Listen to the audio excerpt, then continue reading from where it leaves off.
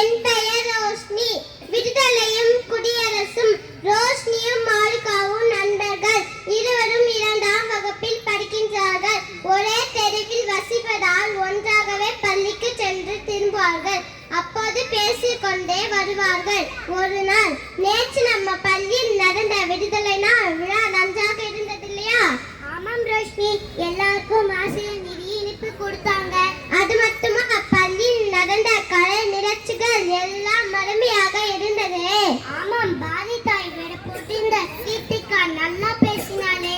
காந்தி மாதிரி வேட போட்டிருந்த அதுலாவும் மொட்டை எல்லாம் போட்டிருந்தா. அதுலாம் நல்லா தான் இருந்தது. எனக்கு தான் ஒரே சந்தேகம். என்ன ரோஷினி சந்தேகம்? விடுதலை நாளுக்கும் குடியரசு நாளுக்கும் என்ன வேறுபாடு எனக்கு புரியல. உனக்கு தெரியுமா? தெரிஞ்சா சொல்ல, எனக்கு ஒரே குழப்பமா இருக்கு.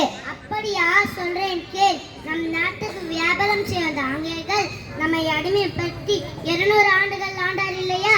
ஆமா, நம்ம ஆசிரியர் கூட சொன்னாங்க. நாம் ஏன் உங்களுக்கு கீழ் அடிமையாக இருக்கணும்? எங்க நாட்டை நாங்களே ஆண்டுகிறோன்னு மக்கள் போராட்டங்கள் செய்தனர். மகாத்மா காந்தி, நேதாஜி, வ.உ.சி., நேரு, காமராஜன் போன்ற தலைப்பில் பல போராட்டங்கள் நடைபெற்றன. போராட்டம் என்றவுடன் தான் நிலவுக்குள் வருகிறது. இந்திய மக்கள் அனைவரும் எழுச்சியுடன் போராடினார்கள் என்று நம் ஆசிரியர் கூட சொன்னாங்களே. ஆமாம், ஈஸியாக ஆங்கிலேயர்கள் வர வழியில்லாமல் 1947ஆம் ஆண்டு ஆகஸ்ட் 12 நம் நாடு விடுதலையாக அறிவித்து விட்டார்கள். விடுதலை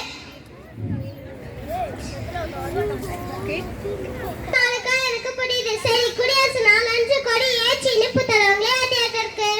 ஆங்கிலேயர்கள் நமது நாட்டை விட்டு சென்றாலும் அவர்கள் இயற்றிய சட்டங்கள் தன் பின்பற்றியே வந்தோம். நமது நாட்டுக்கு எந்த தனிய சட்டங்கள் இல்லையா?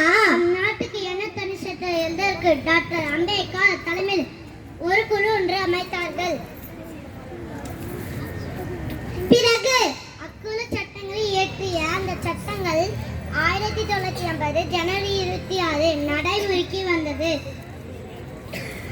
அன்றுதான் நம் நாடு மக்களுக்கான குடியரசு நாளாக அறிவித்தனர். அந்த நாளை தான் குடியரசு தினமாக ஆண்டுதோறும் கொண்டாடி வருகிறோம். குடியரசு நாளாக குடியரசுத் தலைவர் டெல்லியில் உள்ள கோட்டையில் நம் நாட்டு கொடியை ஏற்றி வைப்பார். எனக்கு புரியுது. சரி, இதெல்லாம் எது உனக்கு தெரியும்?